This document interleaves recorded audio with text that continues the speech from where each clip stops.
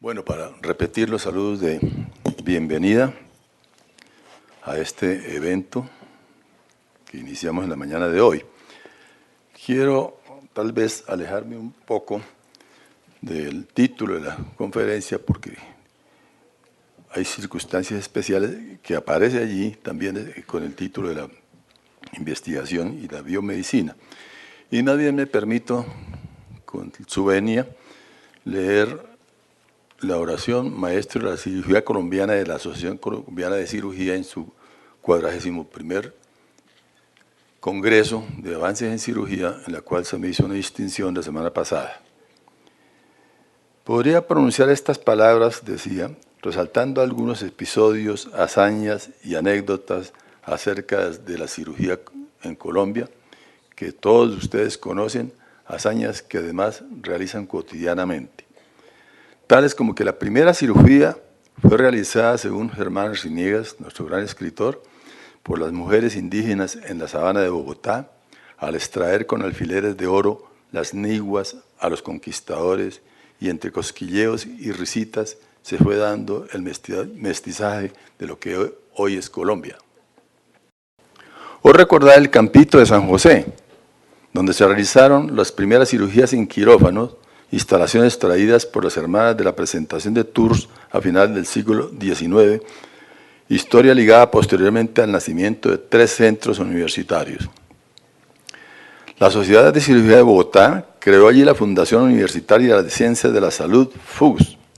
Ya las monjas habían trasladado tiempo atrás del Campito de San José al lugar que hoy ocupa la Universidad de los Andes. El ciclo del Campito se cerró en la calle 134, aquí donde estamos, transformado en lo que es hoy el campus de la Universidad del Bosque.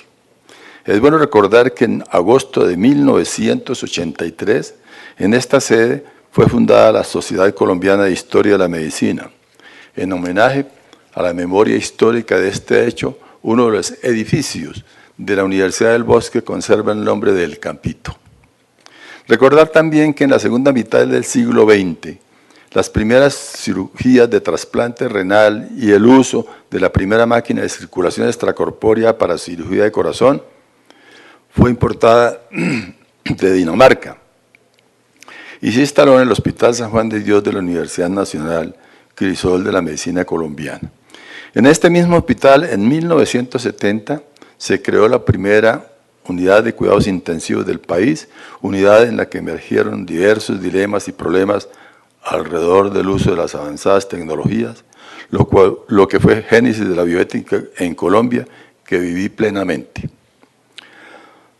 Al mismo tiempo se inauguraron múltiples centros y hospitales en Bogotá y en las regiones que realizaron y realizan las cirugías en el país, emulando entre sí positivamente con sus hazañas y prestando servicios a las comunidades necesitadas. Todos hechos conocidos por ustedes, amigos y colegas. Permítanme, más bien, presentarles algunas reflexiones acerca de la evolución de la medicina, y cuando digo medicina se comprende también la cirugía.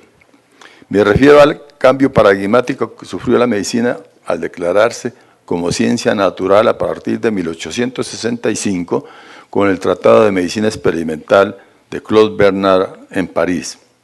Se desligó de la filosofía y de las humanidades y emprendió el triunfante camino adoptando la biología como su ciencia básica y la investigación biotecnológica como operador, constituyéndose en el paradigma biomédico hoy reinante en la sociedad contemporánea y tecnocientífica en que vivimos y que continúa imparable.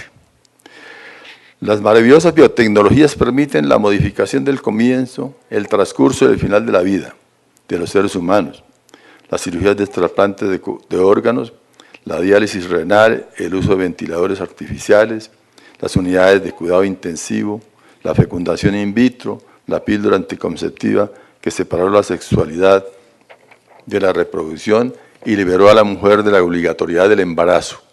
Le permitió ingresar a la universidad y al trabajo, hecho que transformó sin desaparecer el concepto de familia. Avances científicos como el descubrimiento de antimicrobianos, fármacos psicotrópicos, intervenciones genéticas, técnicas de reproducción médicamente asistida, la cirugía mínimamente invasiva, la microcirugía, el láser, la robótica e innumerables hechos y hazañas que hoy son comunes sin que nos dejen de sorprender al avanzar vertiginosamente día a día. Con inusitada frecuencia cuesta trabajo asimilar cada avance sin salir de la anterior sorpresa. Tan exitoso camino y su contraparte en el planteamiento de problemas y dilemas éticos desbordaron la ética médica hipocrática y sin desaparecer esta, su desbordamiento hizo necesario el surgimiento de la bioética, ya no solo para el dominio de la profesión, como es el caso de la deontología profesional propia de la tradición hipocrática monodisciplinar, sino con la participación de múltiples disciplinas que se expresan en los comités de bioética. Tales son los logros que se dieron y se siguen dando, que no pueden ser manejados solo por el médico o por su profesión, por cuanto es necesario tomar decisiones ante los problemas éticos o dilemáticos en torno a la investigación y la práctica cotidiana de la medicina, que comprometen a otras disciplinas.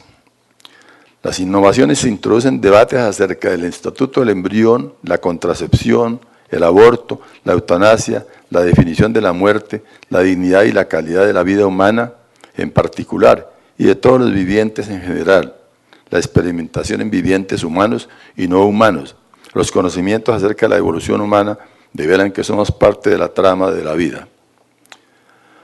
Ante tan formidables posibilidades fue necesario recurrir a la ciencia, la teología, la ética, la moral, la filosofía, el derecho, la economía, entre otras, para la conformación de los comités de bioética. Vale la pena recordar que fue Dan Clauser, en Estados Unidos, en 1975, el primer filósofo adscrito a una facultad de medicina después de un largo interregno de su ausencia.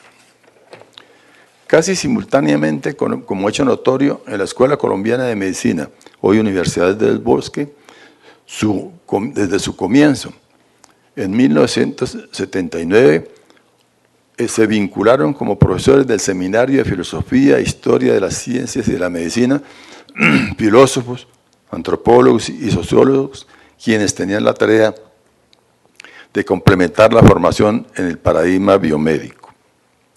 Es de señalar que el paradigma biomédico triunfante con el enfoque de la medicina como ciencia natural y la biología como ciencia básica está centrado en el orden biológico, pero desconoce los otros dos órdenes que constituyen al ser humano, el orden simbólico del lenguaje y el orden psíquico de la comunicación.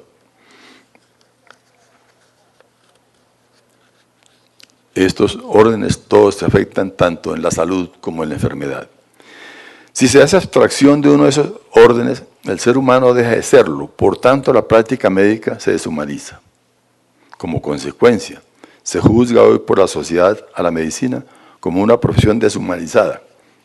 Desciende de la posición que la misma sociedad apreciaba como máximo valor como profesión de carácter cuasi divino. La sociedad le reclama a la medicina que retome sus fines tradicionales, sin abandonar desde luego el paradigma biomédico reinante. Paradójicamente, las biotecnologías, esas maravillosas herramientas de la profesión, las hemos convertido en fines, siendo como lo son solo extraordinarios medios para lograr los tan anhelados fines de la medicina.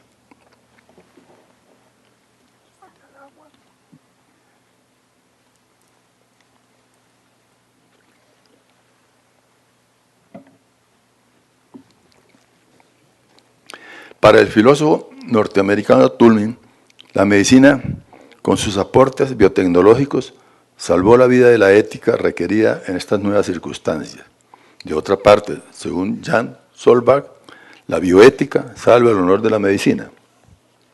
Nos recuerda que Hipócrates, padre de la medicina, indicaba que el médico que filosofa se asemeja a los dioses, creencia que mantenemos hoy en día pero sin filosofar.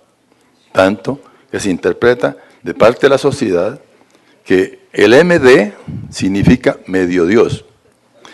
Ante la a veces arrogante distancia que adoptamos frente a las pacientes y como consecuencia a quienes enseñamos se denomina escasamente como profes, y el título de profesor pasó a ser para los técnicos del fútbol.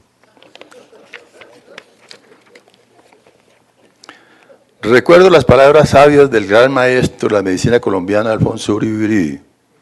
La medicina es la más noble de las profesiones, pero el más vil de los oficios. Una visión al futuro. Es preciso mirar el horizonte de posibilidades que se avecinan como realidades que con la biotecnología, biomedicina, se lograrán en un futuro no tan lejano y tratar de entender si el enhancement, mejoramiento, es solo esto o es tan solo una terapia. En este caso seguirá siendo biomedicina. Por tanto, se desafían los fines tradicionales de ella y así se refuerza la medicalización de la vida, la sociedad y la salud. Medicalización que es cuestionada hoy en día por el poder que ejerce la medicina ya por un largo trecho en la sociedad contemporánea. Con frecuencia los problemas sociales que generan enfermedades y de los que deben ocuparse los gobernantes les son arrojados a la medicina para que sea intervenido en los cuerpos de las personas. La medicina invade distintos ámbitos de la sociedad, la salud y la vida. Esta medicalización se transforma en un proceso biopolítico y de biopoder y entra a administrar estos ámbitos. La biología en el discurso universitario. Históricamente, la llegada de las ciencias naturales a la universidad le afectó su idea evolutiva, cambió su carácter institucional y dominó el discurso universitario. Así fue como la biología se expandió y opacó a los demás saberes. Como nota discutible, el discurso que tiende a ser dominante en la universidad actualmente es el mercado y la economía. A partir del siglo XIX, al implantarse la biomedicina, que se extendió a todos los países y sociedades, con énfasis en un enfoque monocausal o biológico de la salud y de la enfermedad, recorre con éxito el camino que ha conducido a su globalización y provocó al mismo tiempo el surgimiento de dilemas en sus aplicaciones a los seres humanos. La contribución inicial se extendió a medida que las investigaciones fueron avanzando y contribuyeron en forma importante a la investigación universitaria y lo continúan haciendo en campos como biotecnología, genética, ciencias de la computación, nanotecnología, todos provenientes de las ciencias naturales o de las técnicas. La biotecnología se introdujo al comienzo del siglo XX para caracterizar las aplicaciones de la biología molecular. Tomó gran auge a partir de los años 1970, con técnicas aplicadas a lo viviente, genética e ingeniería genética. Se estableció una noción moderna de genes a partir del descubrimiento del ADN, el ARN mensajero y proteínas con mensajes genéticos que conducen al estudio del código genético y al gran proyecto Genoma Humano, comparable con el proyecto Manhattan de la física atómica que terminó en la bomba atómica. Se advierte que el ciclo del gen está llegando a su fin y se avanza hacia la proteómica y la biología sintética. Siguiendo a Echeverría, la tecnociencia surge como un nuevo tipo de revolución, no epistemológica ni metodológica, sino como acción y actividad más que conocimiento científico y artefactos tecnológicos. Se ha producido un giro praxeológico según Pickering.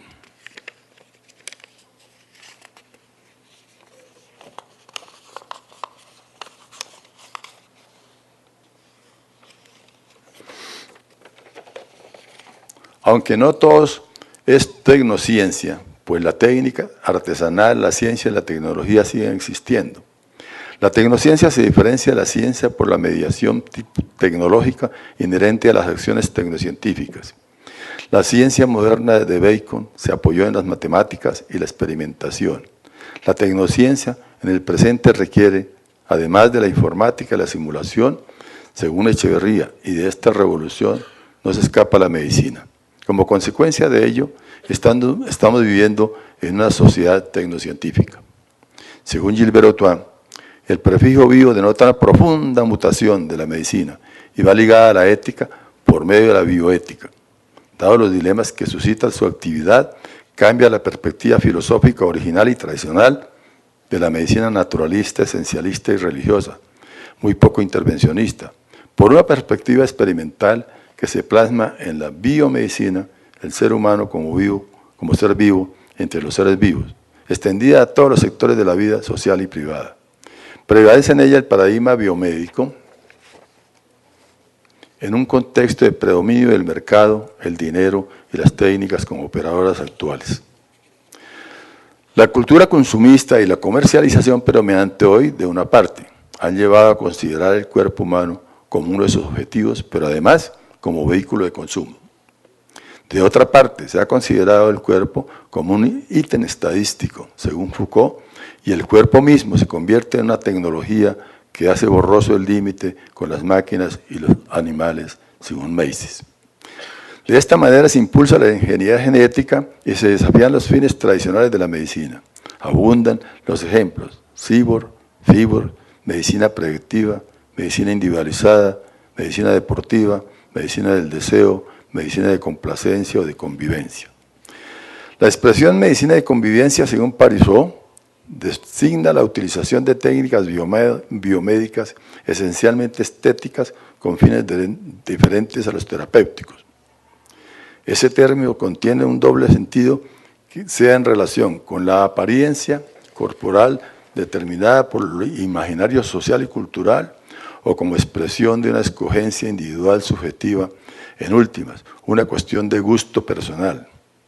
Se ha desarrollado esta medicina al lado de la libre exposición de un individuo por medio de la economía de mercado. Una parte de este campo quirúrgico estético se ha incrementado en torno al culto del cuerpo que se expresa por procedimientos como la resección mamaria, la liposucción, el lifting, entre otros. Otro campo de la medicina, el de nuevas técnicas de procreación humana, comprende los mismos fenómenos de la medicina de conveniencia. Es la llamada medicina del deseo, por ejemplo, la selección de sexo prenatal. Se realiza como práctica biomédica al servicio de la satisfacción de los deseos personales y fantasías individuales, no de las necesidades, y parece así de alejarse de las finalidades terapéuticas curativas y preventivas tradicionales de la medicina. Las cuestiones éticas y filosóficas fundamentales se relacionan con la naturaleza, el estatus y el papel de la medicina hoy, su transformación profunda y rápida por el efecto del progreso de las tecnociencias, en especial de las biotecnologías arriba mencionadas, tales como la medicina de conveniencia, la medicina del deseo, la medicina predictiva, la medicina deportiva o aún la demanda de eutanasia. En cada una se desafía a la medicina y al médico a transgredir el rol tradicional del tratamiento del enfermo y la administración de cuidados. A partir de 1975, con el fallo favorable de la Federal Trade Commission de los Estados Unidos y a pesar de la férrea oposición de la American Medical Association, que defendía las tradiciones éticas de la medicina, aparece la publicidad y el mercadeo de la medicina sujeta a las leyes del mercado y la libre competencia, predominantes en la sociedad actual. Y llegamos a un punto de este seminario, el transposhumanismo. Por medio de las tecnologías, especialmente la biotecnología, se ha llegado a la antropoplastia y a las modificaciones del cuerpo humano con las aplicaciones de dispositivos como prótesis, marcapasos, lentes intraoculares, implantes cocleares y otros más. Somos cada vez menos naturales y nos encaminamos hacia el mejoramiento de nuestras capacidades físicas, psíquicas, intelectuales y cognitivas, adentrándonos en un transhumanismo como preludio a un poshumanismo. El primer informe sobre el transhumanismo lo constituye la propuesta de los Estados Unidos al comienzo de este siglo, en el año 2002, que identifica una serie de tecnologías que las reúne en torno al concepto de convergencia para mejorar el rendimiento humano: nanotecnología, biotecnología, informática, tecnología y ciencia cognitiva. Se busca la convergencia de las diversas tecnologías sobre la unidad material a escala nanotécnica y sobre la integración de las tecnologías a partir de esta escala. A esto se opuso la Unión Europea inicialmente en el 2004, pero en 2009 un nuevo informe del Parlamento Europeo denominado Mejoramiento Humano bajo la unidad STOA, Science and Technology Option Assessment, da la fe pública del nacimiento del transhumanismo.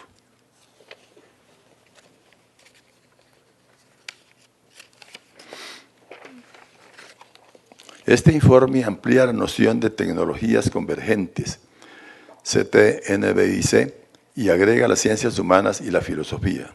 Todas las ciencias y las técnicas son invitadas a apoyarse. Es una posición política en favor del transhumanismo.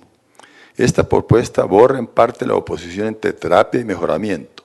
Adopta una noción de mejoramiento humano que incluye lo no terapéutico y ciertas medidas terapéuticas.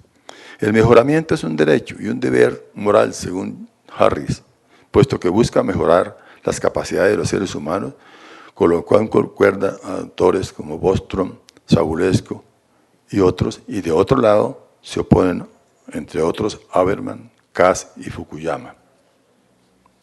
El transhumanismo es un movimiento filosófico y cultural preocupado por promover modalidades responsables de utilización de las tecnologías, con miras a mejorar las capacidades humanas y a acrecentar la extensión del florecimiento humano, según la declaración transhumanista Frequently Asked Question, propuesta por uno de sus líderes, Bostrom. Para Gilbert Otois, las raíces del transhumanismo son múltiples. Mencionamos solo 4. La de la historia y la prehistoria, que sostiene que el transhumanismo se ha basado en el pensamiento moderno del progreso del iluminismo europeo. En palabras de Goffey, el transhumanismo supera al iluminismo clásico por nuevos modos de subjetivación y medios tecnológicos, cuyos representantes son Haraway y Sloterdijk. Otra raíz es la evolución de las ciencias y las técnicas biomédicas, cada vez más al interior del paradigma terapéutico. También la de las tecnociencias cibernéticas e informáticas, robótica, inteligencia artificial, esta con tendencias poshumanistas, y por último, la raíz de la ciencia ficción. El progreso, el perfeccionamiento indefinido de la especie humana relacionado con las ciencias y las técnicas de lo vivo, especialmente la medicina, son las que deberán permitir liberar las limitaciones impuestas por la organización natural del cuerpo, históricamente señalado por Condorcet. En estas condiciones, un transhumanismo lo que es a la vez un humanismo en transición, un puente entre lo humano y lo poshumano.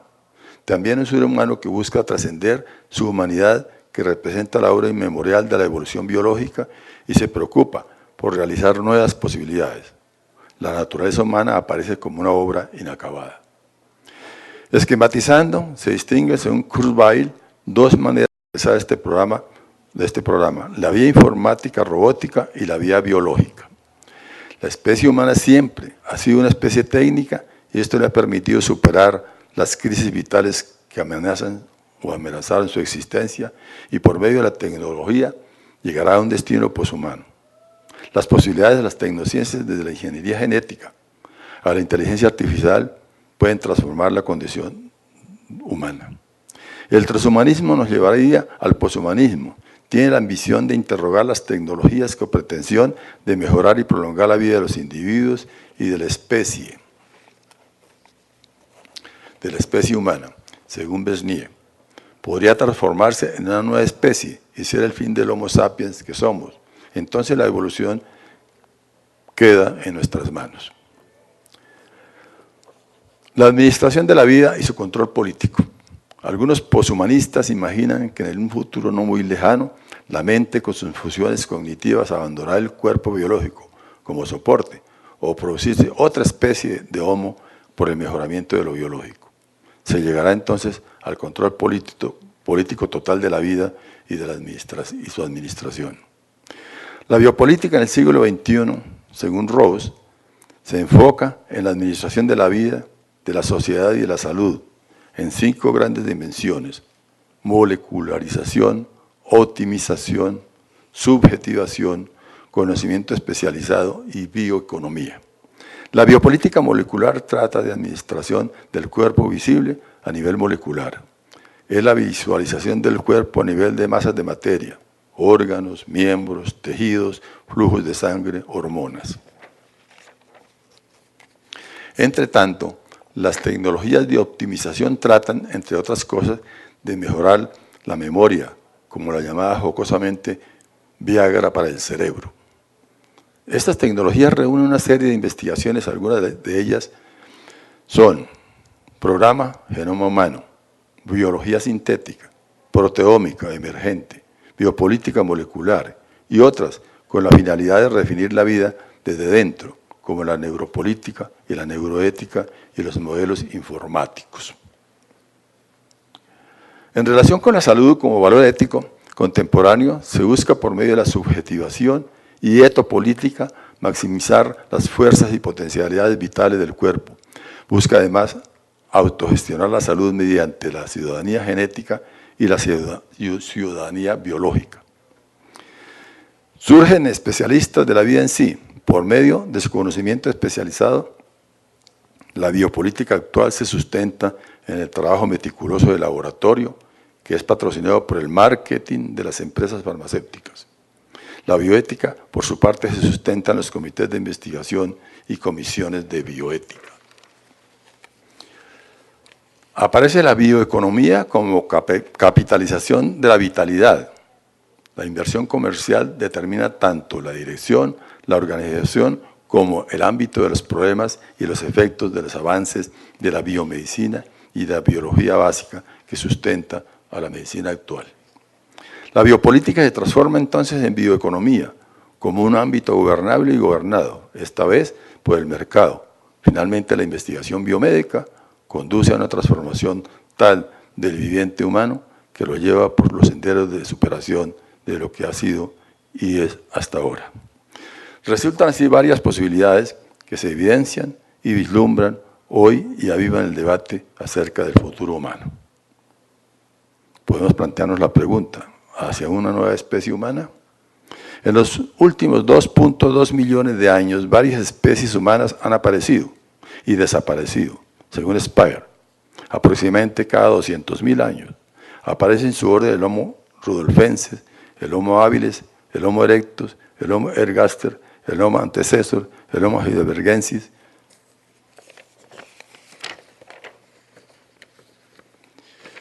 el Homo neanderthalensis y el Homo sapiens, en los que estamos desde hace 130.000 años para algunos autores. El mejoramiento, enhancement, permanece englobado en el paradigma biomédico, la evaluación, la autorización, la prescripción de moléculas o dispositivos se encierran dentro de un marco institucional de la medicina, según Otuá. Así nos encontramos con la propuesta de la medicina como ciencia natural que continúa su exitoso tránsito, pero que deja a su vez una estela de cuestionamientos éticos, morales y culturales que enfrentar.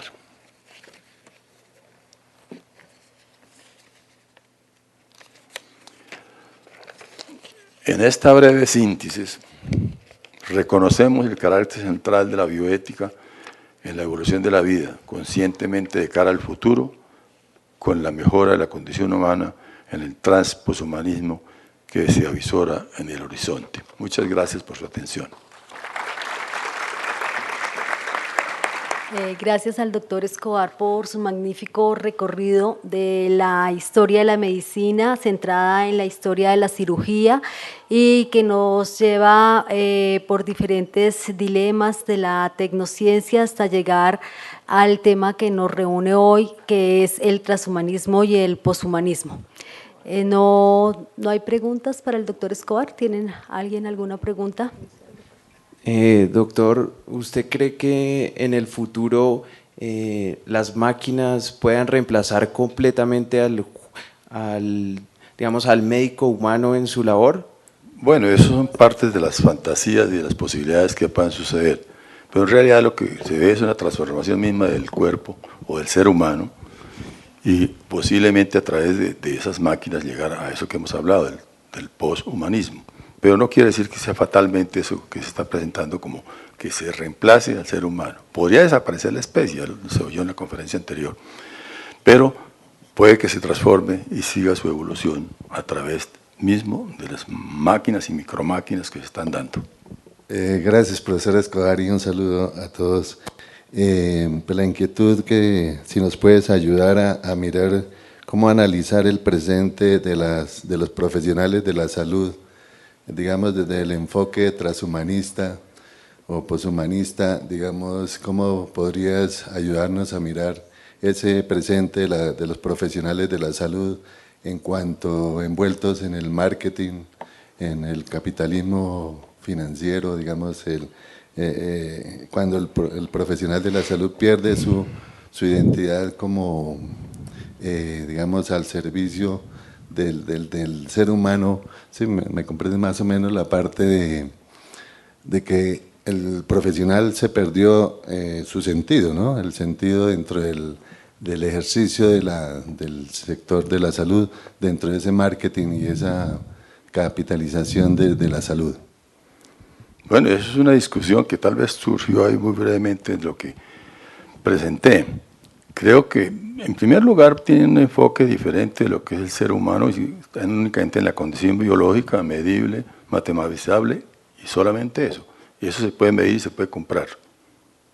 Ya comienza mal en ese aspecto de la biomedicina. Pero si ves los otros aspectos con un enfoque diferente, de lo psicológico, lo social y lo cultural que tiene que tener el ser humano, y si la medicina vuelve a reflexionar un poco más, a mirar sus orígenes y replantearlos, creo que puede recuperar mucho de esa especie como de maltrato que se le da a la profesión, ¿no?, hoy, porque se ha evaluado ante la ausencia de la reflexión y la ausencia de la filosofía de la medicina. Doctor, es que ahorita no me di a entender, pero la pregunta iba enfocada era si en el futuro una máquina podía reemplazar a la labor como tal del médico, o sea que el médico ya no fuera un humano, sino una máquina la que, digamos, tomara la consulta, la que operara. O sea, ¿qué posibilidades hay de que en un futuro esto se pueda dar? Podría darse, todas estas cosas pueden suceder, pero siempre estaríamos con un problema. ¿Qué es el ser humano? ¿Qué es lo que hace un ser humano? ¿A dónde está educado? Y hay muchas máquinas que se están utilizando ahora, pero entre más máquinas pongamos, más distanciamiento hay de las personas, de los pacientes. Y ese es el gran problema que se presenta, ¿no? Y esas máquinas maravillosas y todas las tecnologías, biotecnologías bien usadas, pues son lo que probablemente se están dando. Pero entre más máquinas y más elementos nos distancian del paciente, volvemos un poco a la magia que siempre nos ha acompañado, la magia de las máquinas. Entonces estaríamos por ahí desviándonos otra vez. Buenos días para todas y todos. Doctor Triana, es muy importante que el profesional siempre esté con el paciente, entonces una máquina no va a mejorar la presentación del profesional, estar con el paciente. Más que todo es como algo psicológico, ¿no? Que hay muchos pacientes que se alivian solo con estar con el profesional. Sí, esa es una nota que es pertinente, porque la parte terapéutica comienza a veces con la relación y con el hablar con con el médico y el paciente. Cuando se puede dar esto, ya es el principio de muchas enfermedades o trastornos que se van curando con ese solo hecho.